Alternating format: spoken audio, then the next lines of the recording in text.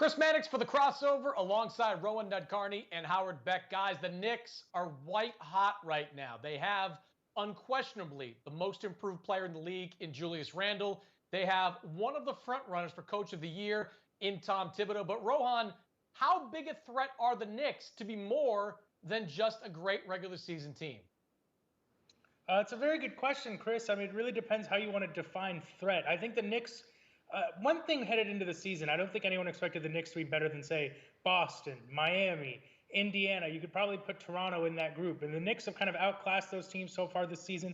And I think a lot of people have been waiting for those other teams to catch up. I think the Knicks have proven that they're firmly better than that group right now. They deserve to be kind of in their own tier in the middle of the Eastern Conference. Are they a threat in the playoffs? I think they can give one of the top seeds a great series in the second round. I would be shocked if they made the Eastern Conference Finals. I do think they have battle-tested playoff veterans on the team, a playoff-tested coach, and a great defense. That always helps in the playoffs. But I still have their ceiling as a second-round team, but I do think they're kind of in a class of their own in the East right now. And it's fair to say the Knicks have kind of separated themselves from that group that we didn't expect them to be a part of headed into the season. Yeah, look, all the indicators, their record, the advanced stats, their offensive, defensive ratings, all indicate that, yes, they're a threat. We won't know until we actually get to the postseason, of course, but they have sustained themselves as one of the top defensive teams in the league for the entire season now. They've jumped up to 14th best offense, and they'd been languishing for quite a while. So they've actually gotten together. They have, since the All-Star break, the sixth best net rating in the league. That's significant. But here's what's also significant. They're 0-3 so far against the Sixers, 0-3 against the Nets, 0-3 against the Heat, a team that's currently below them in the standings. But there's a lot that could still shake out here. I should point out they're also 2-1 against the Bucks for what that's worth.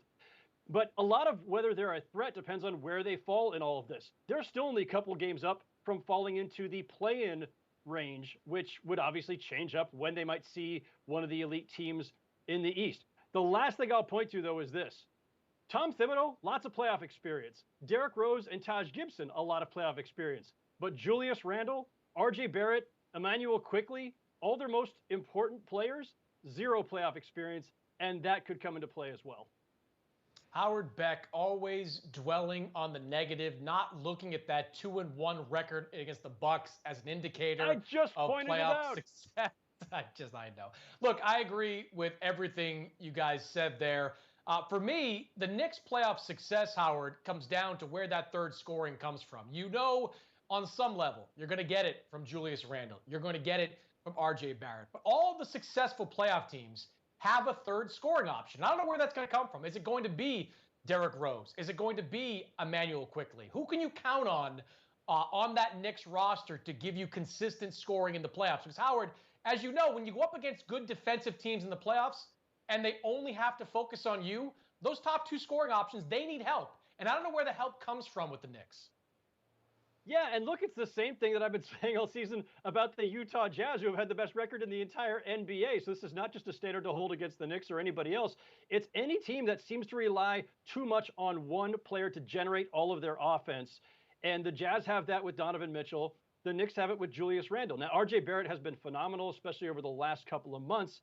But he's a second-year player. Again, no postseason experience. And I really think this matters. We talk about experience all the time with teams, and whether they've been to the second round yet or the conference finals yet, and how teams have to kind of gradually have these setbacks and then get to the next tier the next season.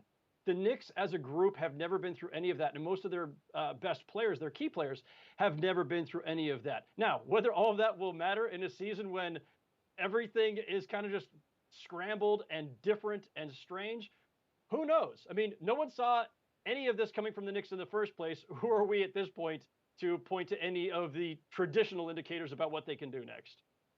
If they can be a disciplined playoff team, our defensive team in the playoffs, they can be pretty damn good, but we'll see what happens. Great season overall, though, for the Knicks. For more, check us out over at SI.com.